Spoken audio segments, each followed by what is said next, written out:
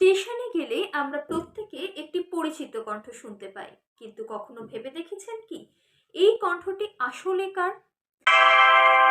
অনুগ্রহ করে শুনবেন, গাড়ির সংখ্যা 1, 2, 3, 4 নম্বর প্ল্যাটফর্মে আসছে।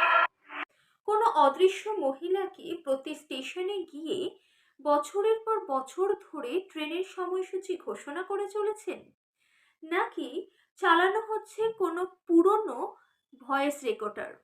ইন্ডিয়ান রেলওয়েতে প্রথমের দিকে রেলওয়েতে কর্মরত কর্মচারীরাই ট্রেনের সময়সূচি ঘোষণা করতেন।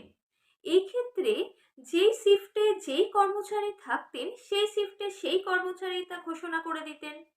এর ফলে যাত্রী ও ইন্ডিয়ান রেলওয়ে দুজনের ক্ষেত্রেই সমস্যার সৃষ্টি হয়, কারণ এক এক সময় এক এক কণ্ঠস্বরের ফলে মাঝে মাঝে যাত্রীরা ট্রেন মিস করে যেতেন। এই সমস্যার সমাধান করার জন্যই সালটা 2000 ইন্ডিয়ান রেলওয়ে নিলেন একটি বড় সিদ্ধান্ত। ইন্ডিয়ান রেলওয়ে থেকে ঠিক করা হলো যে কোনো প্রফেশনাল ভয়েস আর্টিস্টকে দিয়ে ট্রেনের সময়সূচিকে রেকর্ড করিয়ে বারবার সেই ভয়েস রেকর্ডারই চালানো হবে। তবে একজন প্রফেশনাল ভয়েস আর্টিস্টের পক্ষে এতগুলো ট্রেনের সময়সূচি রেকর্ড করা সম্ভব নয়। বিভিন্ন স্টেশনে বিভিন্ন ভাষায় বিভিন্ন ভয়েস আর্টিস্ট ব্যবহৃত হলো। এটা বেশ চলছিল।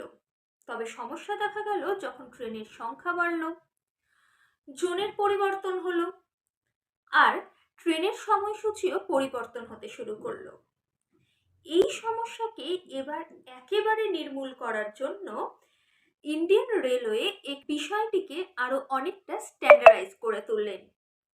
ইন্ডিয়ান রেলওয়ে এবার আবিষ্কার করলেন টেক্সট টু স্পিচ, অর্থাৎ যখন যে ট্রেন যে স্টেশনে আসবে তা শুধুমাত্র কম্পিউটারে টাইপ করা হলেই প্রযুক্তিগত কৃত্রিম কণ্ঠে তা ঘোষণা হয়ে যাবে।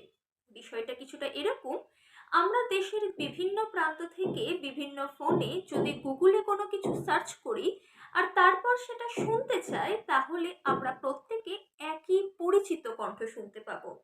এই ক্ষেত্রেও তাই হলো।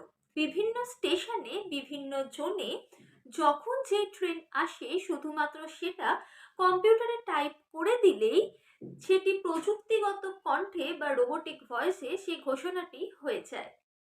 অর্থাৎ আমরা স্টেশনে প্রবেশ করা মাত্রই যে পরিচিত কণ্ঠটি শুনতে পাই সেটি আসলে কোনো অদৃশ্য মহিলা বা পুরনো ভয়েস রেকর্ডারের নয়, বরং সেটি একটি প্রযুক্তিগত কৃত্রিম কণ্ঠ বা রোবোটিক ভয়েস বা বর্তমান যুগের এআই ভয়েসও বলতে পারেন।